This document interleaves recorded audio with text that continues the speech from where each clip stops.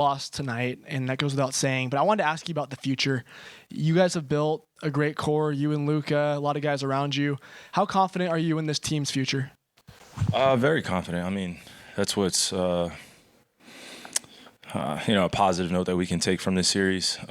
Just how far we made it, and how proud of it I am of the guys, and we answered a lot of questions this year on what we were capable of doing, and now it's just about being consistent. I think, probably in the last week I said that, I wanted to be remembered as one of the best teams of this era.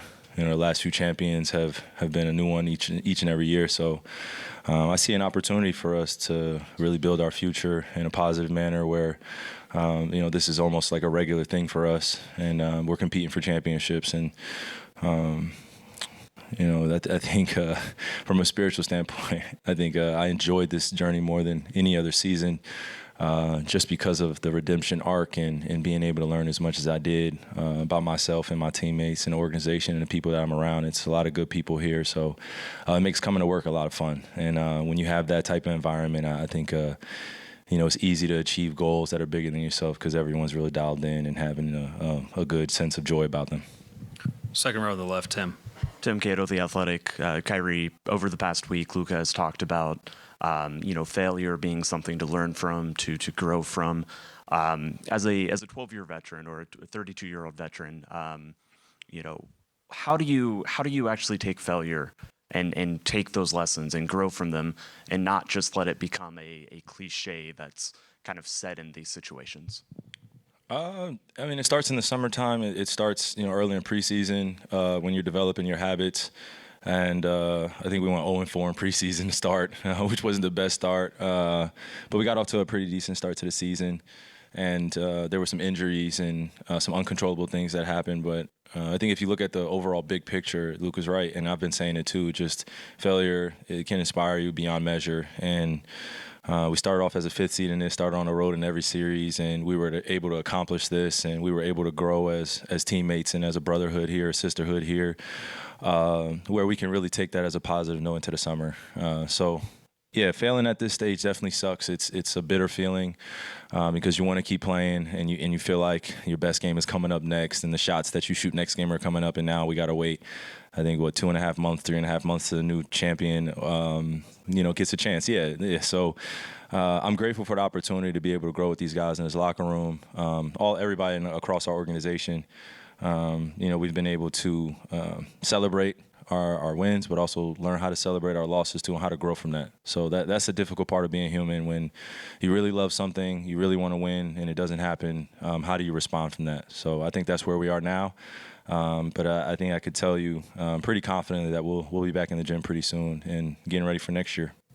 On the right, Tim. Tim McMahon, ESPN. Before you checked out for the last time, you hug a lot of your old teammates, the other guys on the Celtics. As you're walking back to the bench there, what's going through your mind? And obviously at the end of what was a pretty emotional series for you. Yeah, it was emotional anyway. I mean, every series was emotional, just because I was just uncertain on how it was going to go and how we were going to respond to a little bit of adversity. We finally ran into a team where they beat us fair and square, and we weren't able to respond to a lot of their runs, and we weren't able to execute at a high level. So when I was shaking everybody's hands, that was more of a sign of respect for their journey. They've been through an incredible 5-year span of going to Game 7s or losing in the finals.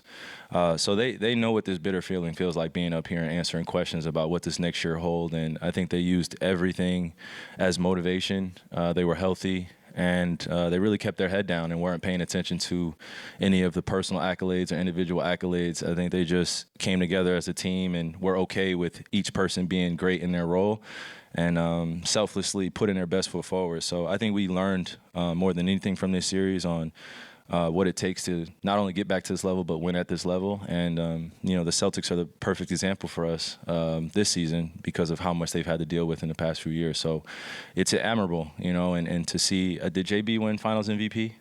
Yeah, that was big time to see that trophy in his hands. I think him and JT should have split it, but, those two guys in particular have, almost been like students and as well now becoming teachers in their own right. So to see them accomplish that, I'm really proud. And also extremely motivated to get back to this position in the next few years with my guys and be able to win this thing. Mike Curtis. Mike Curtis, Dallas Morning News. Kyrie, you talked about wanting to play well against the Celtics team. You're motivated, obviously, but when it comes to how you perform, was it more of them defensively, they were pressuring a lot, or was it you had a lot of shots that went in, came out, those uncharacteristic just shots? What do you attribute it to most? I mean, basketball is a game of centimeters, man, sometimes inches. So when a ball is flying off your hand, sometimes it's going to feel good, sometimes it isn't.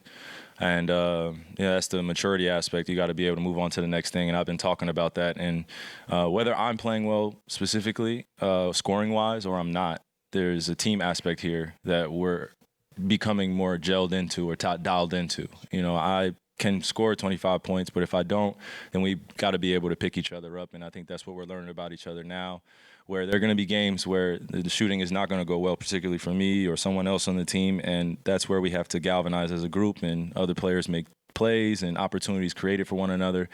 I've been at the point of attack through most of my drives going against the Celtics one-on-one or, coming off screen. So that's what the summer is for, is just continuing to work on those things that I saw this year, the physicality, being able to adjust to it, and, by next year, be in a better position.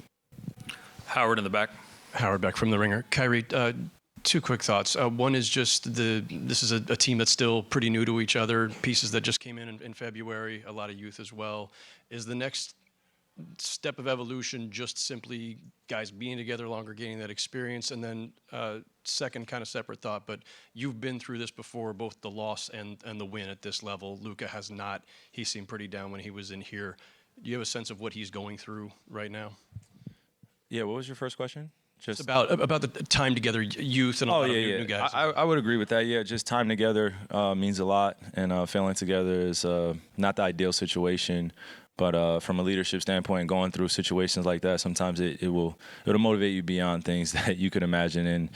And when I was a little bit younger and I was injured in 2015 and we lost, it was a team loss. It wasn't just I was injured and we could have done this or that. So that went on my finals record. I was 0-1, and then the next year we came back and won in a 3-1 comeback, and then the following year we lost against the Warriors, and I haven't been back since. So I look at it as opportunity for us to observe what we did well this year as a group, and how me and Luka could be better as the leaders of the team, a few of the leaders on the team, and really just enjoy, the ups and downs of what's coming, because now we know what to expect. So this past year was a lot of newness. There was a lot of people being in new positions in terms of just the success. Success could be new for a lot of people too, but when you fail at the finals, it's not something that you want to carry the disappointment forever or on to next season. We worked extremely hard to be one of the final two teams. We didn't achieve our goal, but we achieved most of our goals. So this is just the last step that we have to get back to, and we know it's not going to be easy. We're going to go against a lot of young teams that are emerging, but we're going to get better as well, and I think this experience will carry us forth. In the following series that we play next year, God willing, we make it back to the playoffs and get the chance to play our best basketball. Last question, fourth row on the right. Kyrie Tomer-Azarli with Clutch Points. You were here when Jalen started his career here with Tatum as well. When they're going through, what they're going through, playoff failures and all that, everyone's saying break them up. Can they do it? Just how have you seen them grow from day one when you were here all the way to who they are now? Well, they don't really care if one's better than the other, considered, and they just want to win. Yeah, I mean, it's easy to get to that point when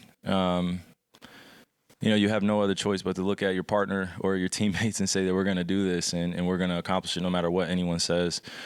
The hardest thing, I would say one of the most difficult things, not the hardest thing, but one of the most difficult things in this industry is, as I've been in for 12 years, is dealing with a lot of the relationship with, sort of say social media or fans and media, and then us as players, and wanting to achieve a golden legacy, sort of say. Everybody looks at MJ as the prototypical guy. He was 6-0.